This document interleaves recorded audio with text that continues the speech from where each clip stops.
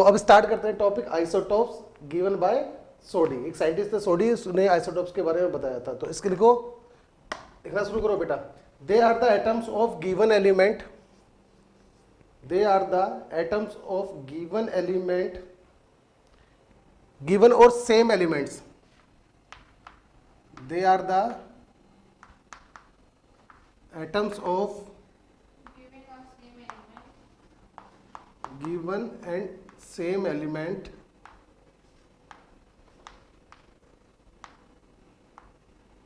having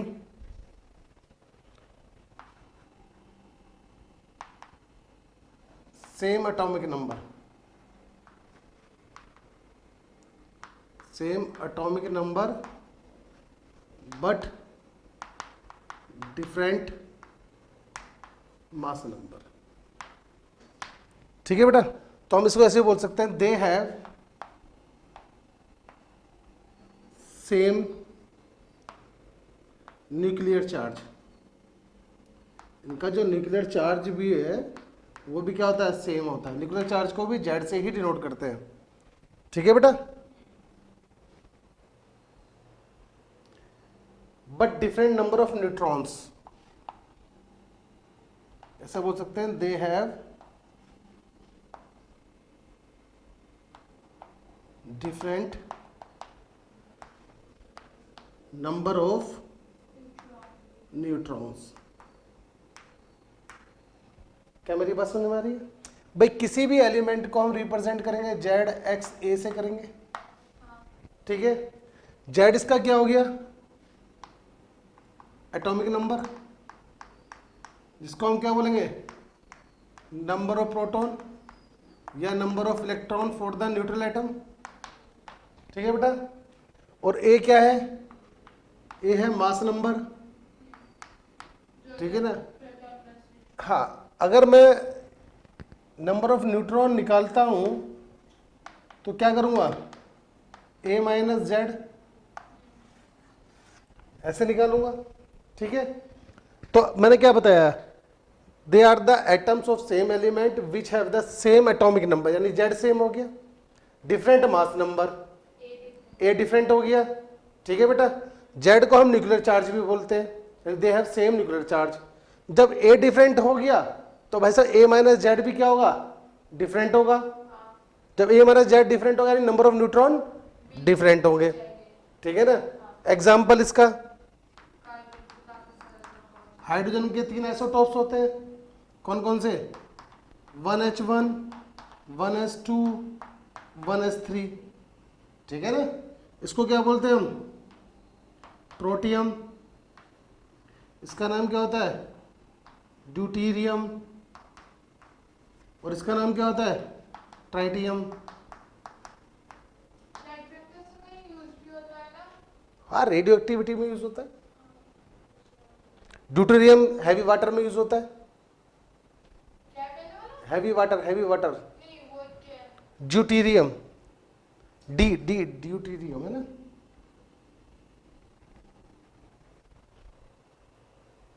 तो ठीक है ना, एग्जाम्पल 2 हो गया, 17Cl35, 17Cl37। ठीक है बेटा,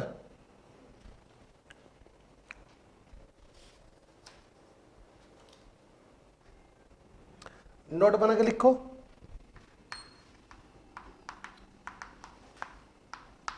फर्स्ट पॉइंट, नोट बना के लिखो बेटा। First point, isotopes have same chemical properties,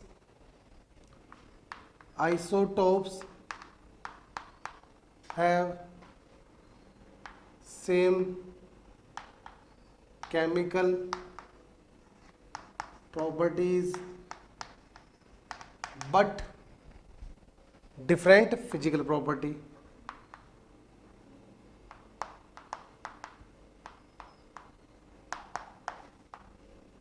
different physical properties। ठीक है बेटा, नेक्स्ट पॉइंट लिखो, the E upon M ratio, the E upon M ratio of isotopes is different. या ऐसे लिख सकते हो, ऐसे लिखते हो, isotopes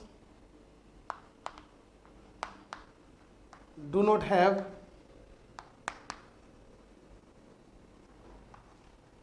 same ratio of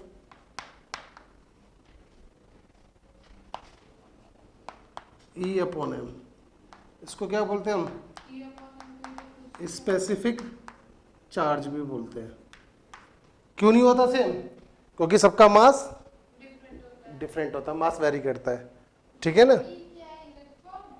E charge हो गया, एम मास हो गया, ठीक है।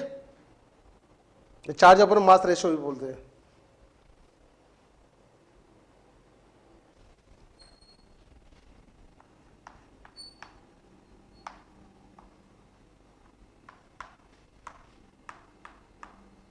गिवन बाय एस्टोन, AST1, ठीक है। देखो बेटा इसमें, they are the atoms of, they are the atoms of different element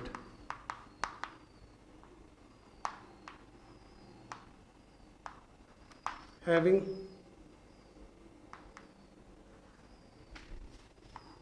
same mass number but different atomic number, ठीक है बेटा। नेक्स्ट पॉइंट लिखो इसमें, they have different number of electron, proton and neutron. They have different number of electron, proton and neutron, but sum of neutron and proton is क्या है? Same है। Example लिख लो उसका। हाँ बहुत सारे हैं। 1H2 और 2He, ऐसे को 1H3 2He3, ठीक है। अब इसमें देखो, इसका जेड कैसा है? डिफरेंट है। ए क्या है? डिफरेंट है। मास नंबर क्या है? मास नंबर सेम है। इलेक्ट्रॉन इसका एक है, उसके दो है, डिफरेंट है। प्रोटॉन इसका एक है, इसके दो है। न्यूट्रॉन इसके कितने हैं? दो है और इसका एक है। लेकिन सम ऑफ न्यूट्रॉन और प्रोटॉन क्या है? सेम है।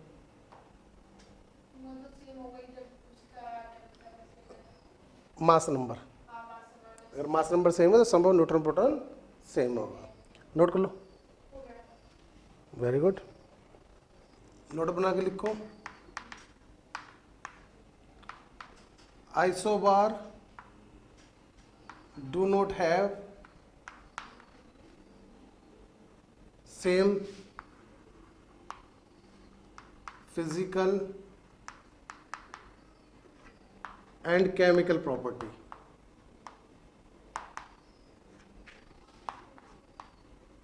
इनकी फिजिकल और केमिकल प्रॉपर्टी कैसी होती है? सेम नहीं होती है, ठीक है बेटा।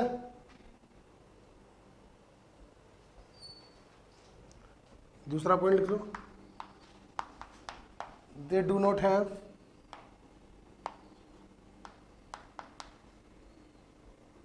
Same value of E upon M.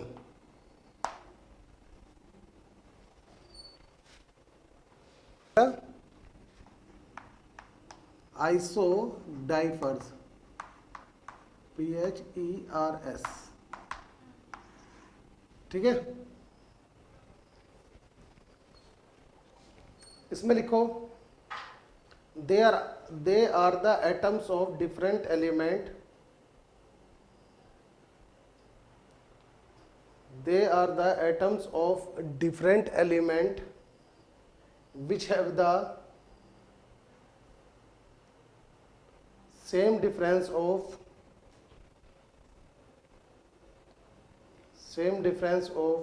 the number of neutron and proton, which have the same difference of the number of neutron and protons। Repeat करूं? क्या बोला मैंने? They are the atoms of different elements which have the same difference of the number of neutron and proton, ठीक है ना। जैसे मेरा example आ गया 5b11 6c12, ये इसका एग्जांपल हो गया है ना। 5b11 6c13, 5b11 6c13 का, ठीक है ना। अब जरा मेरे को बता इसके अंदर प्रोटॉन कितने? 5। इसमें 6। इसमें न्यूट्रॉन कितने हैं? 6। इसमें न्यूट्रॉन 7। न्यूट्रॉन और प्रोटॉन का डिफरेंस कितना है? 1। यहाँ पर 1। क्या ये एक दूसरे के आइसोडाइफर्स है? ठीक है, कोई दिक्कत नहीं। इलेक्ट्रॉन कितने हैं इसमें? 5। इसमें 6 इलेक्ट्रॉन है। मेरी बात समझ में आ रही है नहीं आ रही है? ठीक है ना। एक एग्जांपल और दे दूं 7n15 9f19, ठीक है। बता इसमें प्रोटॉन कितने हैं? 7। इसके अंदर इलेक्ट्रॉन? इसमें 8। नहीं, इलेक्ट्रॉन 7 ही नहीं है। और 9। इसके अंदर न्यूट्रॉन कितने हो गए? 15 - 7 8। इसमें कितना हो गया? 10। न्यूट्रॉन प्रोटॉन का डिफरेंस कितना है? 1। इसमें 1। क्या एक दूसरे का आइसोडाइफर्स है? बस एग्जांपल 2।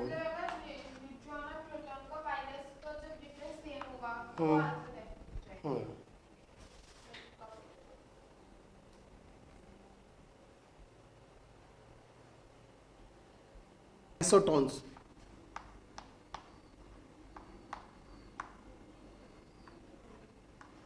क्या बेटा? आइसोटोन्स। आइसोटोन्स को आइसो न्यूट्रॉनिक भी बोल देते हैं, आइसो न्यूट्रॉनिक भी बोल देते हैं ना, आइसो न्यूट्रॉनिक स्पीसीज, ठीक है। तो इसमें क्या होगा? That elements which have the same number of neutron, लिखो they are the atoms of different elements, they are the atoms of different element, they are the atoms of different elements which have same number of neutron, which have same number of neutron, ठीक है बेटा। Example क्या हो गया इसका? 1He3 2He4, तो इसके number of neutron कितने हैं? 3 - 1 यानी 2। इसके कितने हो गए? 2। तो ये क्या हो गए? एक दूसरे के आइसोटोन्स हो गए, ठीक है ना। क्या हो गए बेटा? ये आइसोटोन्स हो गए, ठीक है ना। अगर मैं लिखता हूं 19K39 20Ca40, तो बताओ कितने न्यूट्रॉन है इसके? 20। इसके 20, ठीक है। ये तो एक दूसरे क्या हो गए बेटा? आइसोटोन्स हो गए, ठीक है ना। या इसको आइसोटोनिक भी बोल देते हैं। क्या बोल देते हैं? आइसोटोनिक। नोट करो, नोट कर लिया। आइसो का मतलब होता है सेम, आइसो का मतलब ही सेम होता है, ठीक है ना। लिखो बेटा, आइसोस्टर्स क्या होते हैं। तो बेटा नेक्स्ट आ गया isosters. Isosters the molecules which have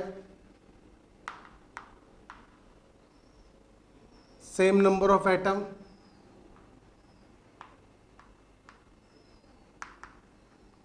which have same number of atoms and electrons। वो मॉलिक्यूल्स जिसके अंदर नंबर ऑफ एटम भी सेम होते हैं, इलेक्ट्रॉन्स भी सेम होते हैं, उनको क्या बोलते हैं, आइसोस्टर्स बोलते हैं, ठीक है ना। जैसे हमारा एग्जांपल हो गया CO2 और N2O, ठीक है ना। इसके अंदर एटम्स कितने हैं, इसमें भी 3 और इसमें भी 3, ठीक है ना। इलेक्ट्रॉन इसमें कितने हैं, 22 इलेक्ट्रॉन इसके अंदर है और 22 इलेक्ट्रॉन इसके अंदर है, ठीक है। नेक्स्ट अगर हम करें दूसरा एग्जांपल ले लो, बता इसका क्या होगा। क्या ये एक दूसरे के आइसोस्टर है, CaO और KF।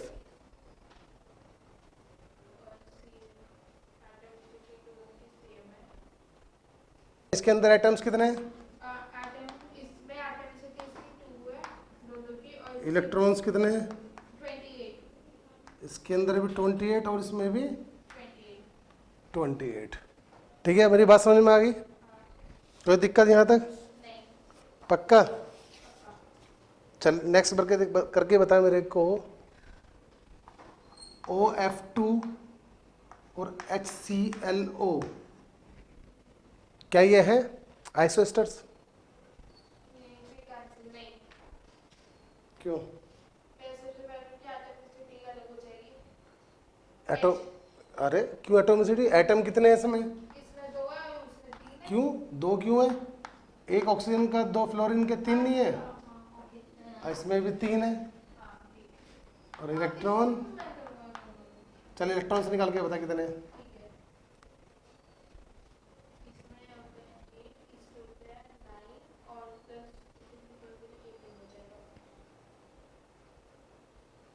दोनों के इलेक्ट्रॉन्स कितने हैं, दोनों के इलेक्ट्रॉन्स 26 है, ठीक है।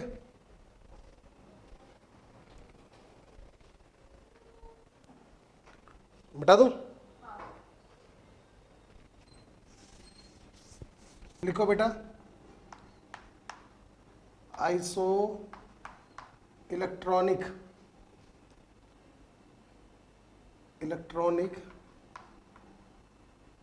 Species, iso electronic species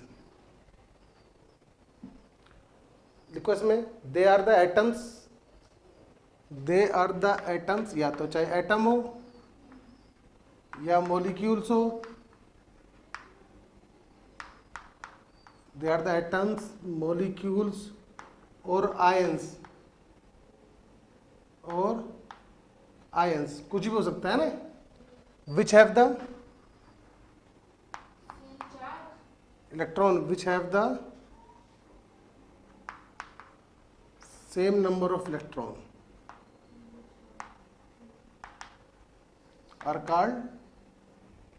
are called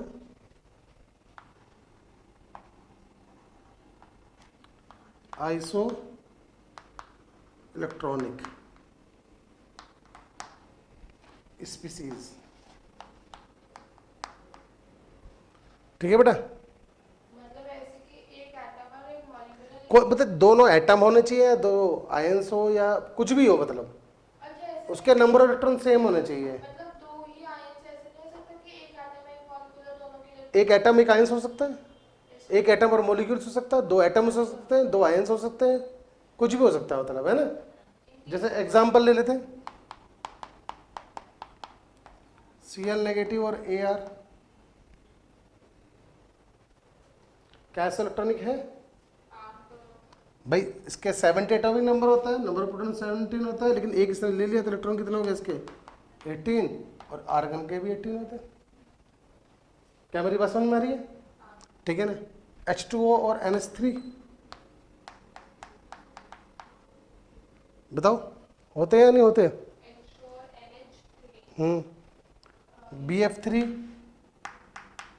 और SO2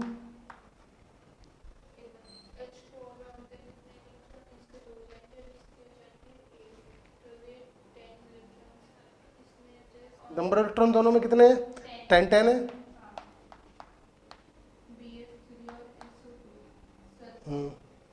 बोरॉन में कितने होता है? बोरॉन के इलेक्ट्रॉन कितने होते हैं? 5। इन दोनों में क्या है इलेक्ट्रॉन? इसके अंदर भी 32 और इसके भी 32। ठीक है बेटा। नेक्स्ट हेडिंग है बेटा न्यूक्लियर आइसोमर्स। इसमें लिखो बेटा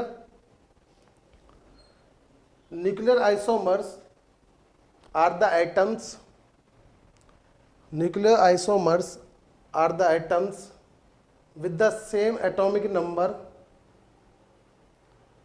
with the same atomic number and same mass number, with the same atomic number and same mass number, with different radioactive properties, with different radioactive properties। Nuclear isomers क्या होते हैं? जिनका atomic number भी, हाँ, जिसका एटॉमिक नंबर भी same होता है, मास नंबर भी सेम होता है, बस क्या होती है रेडियो एक्टिव प्रॉपर्टी जो होती है, रेडियो एक्टिव प्रॉपर्टीज जो होती है वो डिफरेंट होती है। ठीक है ना। मतलब जो रेडियो एक्टिव एलिमेंट्स होते हैं ना, जैसे कि आप अगर यूरेनियम की हाफ लाइफ देखो तो यूरेनियम के 2 आइसोमर्स हो गए। एक आइसोमर्स क्या हो गया यूरेनियम X और एक हो गया यूरेनियम Z। तो इसकी तो 1.4 मिनट होती है अप्रोक्स, इसकी होती है 6 आवर समथिंग होती है इसकी। ठीक है ना अप्रोक्स। तो दोनों की अपनी अपनी हाइफ लाइफ क्या होगी डिफरेंट होगी। ठीक है ना। आई बात समझे? यानी अप्रोक्स 6.7 होती है इसकी, 6.7 आवर।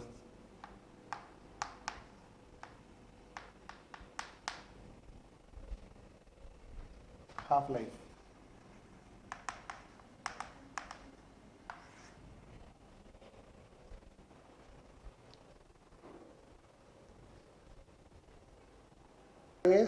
एक बार क्विक रिवीजन करा दो उसका, जिसको तेरे को शॉर्ट टेबल में याद रहेगा ना।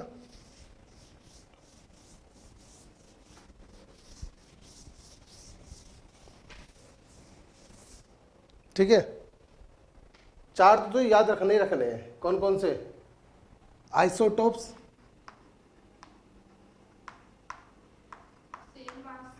आइसोबर्स, आइसोटोन्स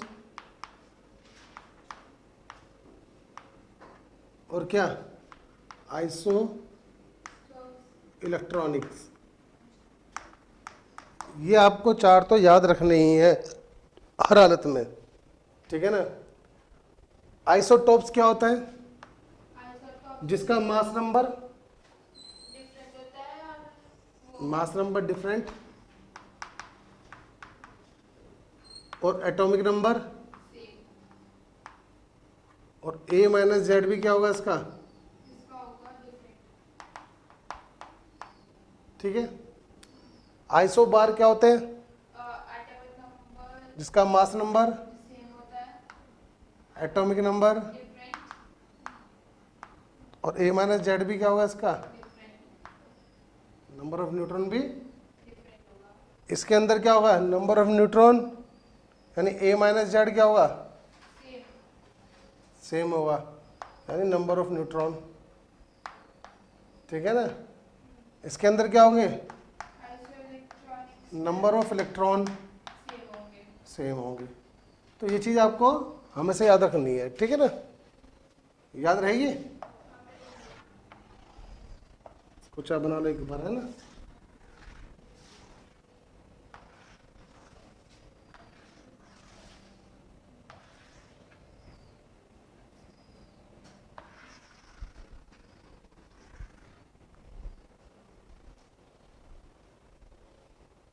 एग्जाम्पल अगर लिखना चाहे तो इसका एग्जाम्पल क्या आ गया, 1H1 comma 1H2 comma 1H3 लिख सकते हैं, बताओ। उसका क्या लिख सकते हैं, आइसोबार्स का बता, आइसोबार्स 18 AR40 और 20 CA40। 40, ये इसका एग्जाम्पल हो गया, ठीक है ना। आइसोटोन्स का कर सकती है क्या, 19 के 20 CA40, ठीक है ना, लिख सकती है ना बेटा, ठीक है। अगर उसका आइसो इलेक्ट्रॉनिक का तो बहुत सारे हो जाएंगे भाई, Al+3, ठीक है ना, Mg+2, ठीक है, नियोन O-2, बहुत सारे हो जाएंगे ऐसे, ठीक है ना।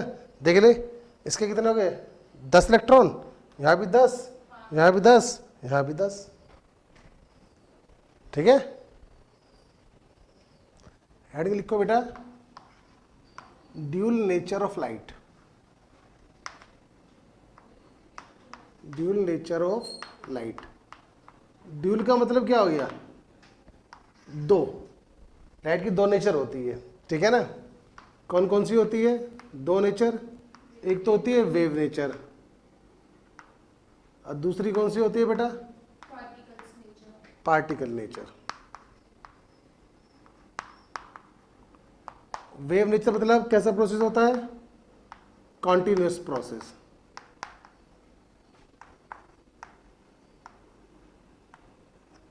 और इसमें पार्टिकल में क्या होता है बेटा, डिसकंटिन्यूअस प्रोसेस। डिसकॉन्टिन्यूस प्रोसेस, ठीक है ना। जैसे हम बात करते हैं,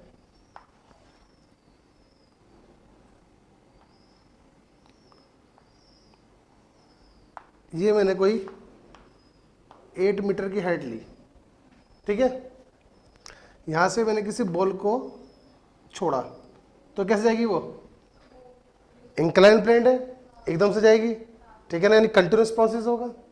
यानी अगर मैं बात करूं 0 to 8 तक की जो वैल्यू है वो कैसी होगी, हाँ, उसको हम फाइंड नहीं कर सकते, ठीक है ना। यानी इसका मतलब ये प्रोसेस कैसा हो गया, कंटिन्यूअस प्रोसेस। कॉन्टिन्यूस हो गया, और ये नेचर कैसी होगी, वेव। वेव नेचर हो गया, ठीक है ना। यहीं पर ही अगर मैं इंक्लाइन प्लेन ना बना करके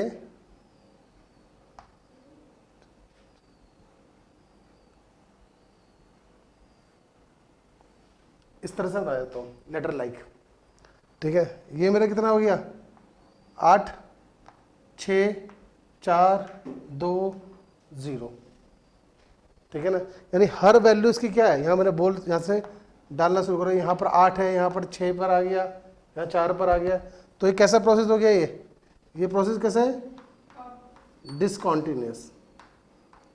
अगर ये डिसकंटिन्यूस प्रोसेस है तो ये कैसा हो गया बेटा, पार्टिकल नेचर। पार्टिकल नेचर का हो गया, है ना। क्या मेरी बात समझ में आ गई, ठीक है ना। इसको नोट करो पहले, है ना। सब important characteristics of waves, waves के बारे में पढ़ते हैं ना, some important characteristics of wave, ठीक है ना। Some important characteristics of wave.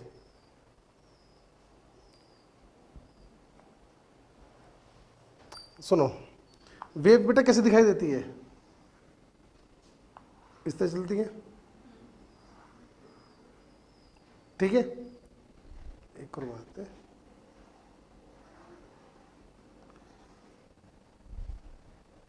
जो इसकी मैक्सिमम हाइट होती है, ठीक है ना, ये टॉप पोजीशन, ऐसे पहले इसको, इसकी जो टॉप पोजीशन होती है उसको क्या बोलेंगे हम? क्रस्ट बोलेंगे, ठीक है ना। उसके नीचे वाली पोजीशन जो होती है उसको क्या बोलेंगे? डेप्थ को, है ना, ट्रफ, ठीक है। यहां तक कोई दिक्कत है ना?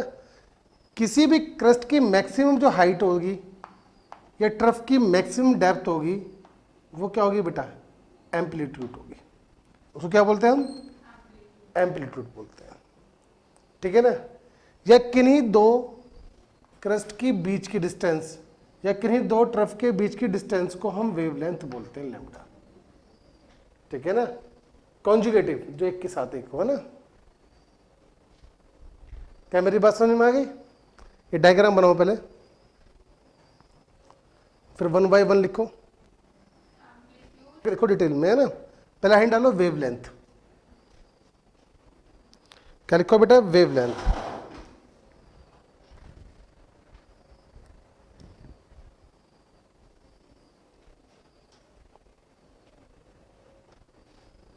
देखो, wavelength of a wave, wavelength of a wave is defined as the distance, wavelength of a wave is defined as the distance between any two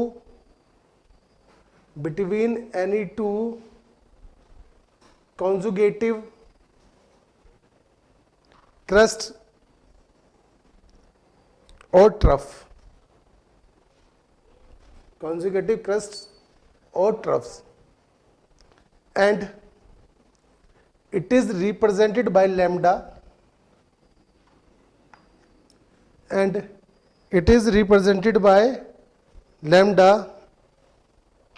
and it is expressed, वो लैम्डा का साइन है। हाँ ये lambda का है ना, and it is expressed as angstrom, metre, nanometre, centimetre, picometre, etcetera, ठीक है बेटा। ये तो पता ही है ना आपको। 1 एंगस्ट्रॉम इज इक्वल टू कितना होता है? 10⁻⁻8 centimetre is equal to 10⁻⁻10 metre. पता है? नोट कर लेना। मुझे मीटर नैनोमीटर सेकंड मीटर के सारे मीटर अच्छा, चल तो लिख ले। 1 nanometre is equal to 10⁻⁹ metre. 1 picometre is equal to क्या होता है?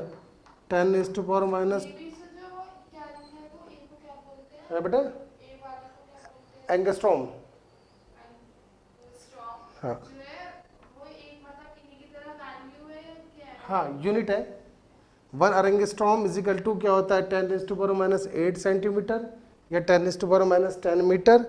1 nanometre is equal 10⁻⁹ metre. 1 picometre is equal to 10⁻12 metre. 1 micrometre is equal to 10⁻6 metre. Note कर लेना इसको ना, ठीक है बेटा। नेक्स्ट हैंड लिखो फ्रिक्वेंसी।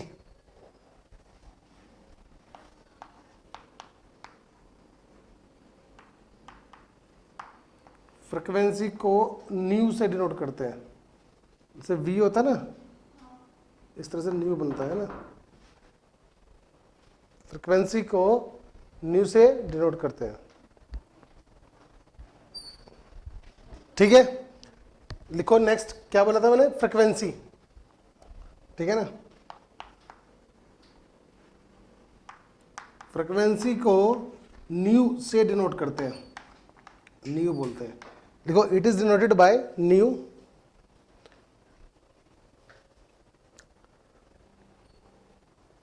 देखो frequency of a wave is defined, frequency of a wave is defined as the number of waves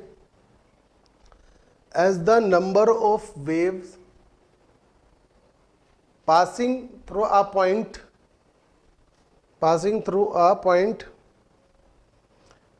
in 1 second, passing through a point in 1 second। मतलब किसी पॉइंट से 1 सेकंड में कितनी वेव पास हो रही है, वो उसकी क्या होगी, फ्रिक्वेंसी होगी, ठीक है ना। क्या मेरी बात समझ में आई इतनी? लिखो फिर नेक्स्ट लाइन में, it is express in hertz. इसको मैं कैसे एक्सप्रेस करता हूं, हर्ट्ज से, और साइकिल पर सेकेंड, और पर सेकेंड, ठीक है ना। हर्ट्ज, साइकिल पर सेकेंड और पर सेकेंड, ठीक है, कोई दिक्कत? नेक्स्ट लिखो वेलोसिटी, हेडिंग लिखा वेलोसिटी, तो लिखो velocity of a wave is defined, velocity of wave is defined as the linear distance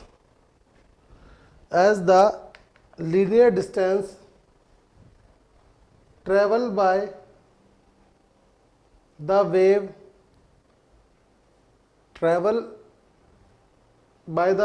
in 1 second, and it is represented by V or C, and it is represented by V or C, ठीक है, and its unit is centimetre पर second और metre पर second. इसकी जो unit होगी वो क्या होगी, सेंटीमीटर पर सेकेंड या फिर मीटर पर सेकेंड, मीटर पर सेकेंड। कोई दिक्कत यहाँ तक? उसके बाद लिखो amplitude,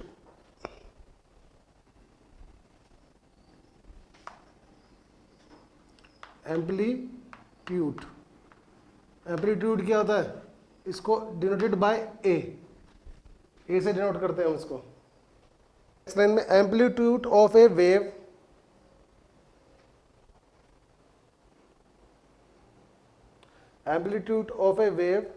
is the height of crust or depth of trough।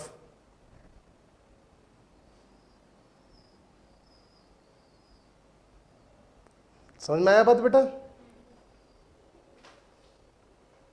And Sir, this is the height of crest or depth of trough by the origin, मतलब origin से बात वही है, ट्रफ को क्रेस्ट को ओरिजिन से ही तो नापेंगे, ठीक है ना भाई। जो इसका प्रिंसिपल एक्सिस है उसके जो ऊपर वाला क्रेस्ट होगा नीचे वाला ट्रफ होगा, ठीक है ना। And its unit is metre centimetre, ठीक है ना, that is unit of length.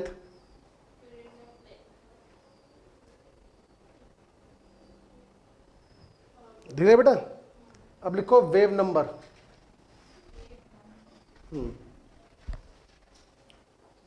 लिखो वेव नंबर, लिखो wave number is defined as the number of waves, wave number is defined as the number of waves present in 1 centimeter length.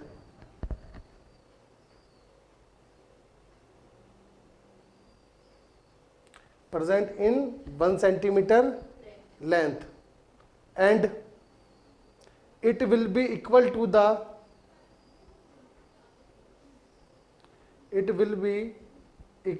the reciprocal of wavelength. Reciprocal of wavelength and इसका मतलब क्या है? reciprocal of wavelength? उल्टा मतलब wavelength inversely proportional होगा ना. लिखो it is represented by nu bar. ये होता है रेसिप्रोकल. ठीक है ना. हाँ, न्यू के ऊपर बार लगा दो और वेवलेंथ क्या होता है? रेसिप्रोकल होता है, उल्टा होता है ना. इनवर्सली प्रोपोर्शनल बोल देंगे हम इसको ना. हो गया बेटा. तो इसकी यूनिट क्या हो जाएगी? इसकी यूनिट पर सेंटीमीटर पर मीटर. ठीक है ना. जिससे एंगस्ट्रॉम का तो उल्टा होगा ना. तो unit is per centimetre per metre है ना.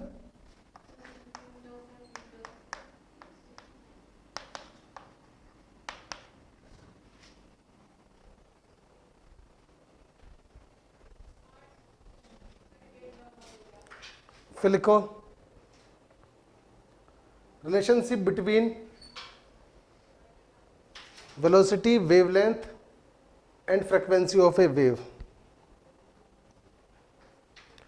Relationship between velocity, wavelength and frequency of wavelength. यानी क्या हो जाएगा? v is equal to nu into lambda. ये इनका रिलेशनशिप है. ठीक है ना. Velocity is equal to frequency into wavelength. ठीक है ना. नोट कर लो.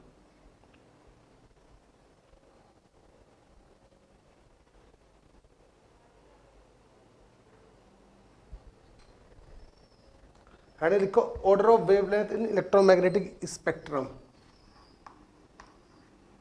Order of wavelength in electromagnetic spectrum. ठीक है. वेव्स का हमने ऑर्डर लिखना है. जैसा वेव प्योर का होता है हाँ. तो सबसे छोटी वेवलेंथ किसकी होती है? Cosmic rays. ठीक है बेटा. उसके बाद कौन सी होती है? Gamma rays. फिर होती है एक्स रेज. फिर होती है यूवी.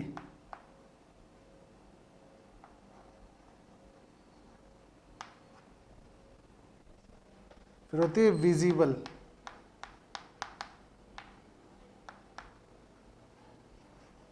फिर होती है इंफ्रारेड. ठीक है ना.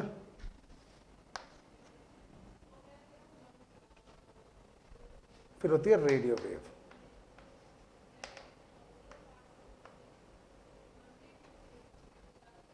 याद रहेगा ये. सर ये जो हमने कराया मतलब एक की इंफ्रारेड के पहले माइक्रोवेव भी होगी है ना.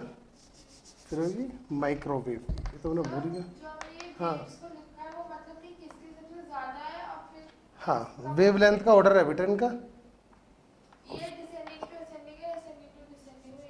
इंक्रीजिंग ऑर्डर है ना.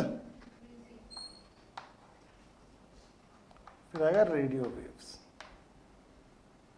रेडियो वेव्स की वैल्यूज ज्यादा होती है ना. क्यों भाई? जो तो मोबाइल पर हम तो सुनते हैं. टीवी, रेडियो, मोबाइल, है ना. करते हैं इसको. पता है, सपोज करो अगम को एक्सरे करवाना और एक्सरे से डर लग रहा है. इससे एक्सरे करवाने से इसको डर लगता है. ठीक है. तो इसको क्या बोल रही है? ये पहले गम बोल रहा है, कास, गम, एक्सरे का उतर जाए, कि जो गम हो रहा है मेरे को एक्सरे का वो उतर जाए, ठीक है। फिर तूने बोला, क्या बोला, वैसे इतना इतना मत रो, ठीक है ना। तो कास कॉस्मिक, गम गामा रेज, एक्सरे एक्सरेज, उतर जाए अल्ट्रावायलेट, वैसे विजिबल, इतना इंफ्रारेड, मत माइक्रो, रो रेडियो। याद हो जाएगा पक्का। अब नोट कर लो, कल पढ़ाएंगे इलेक्ट्रोमैग्नेटिक।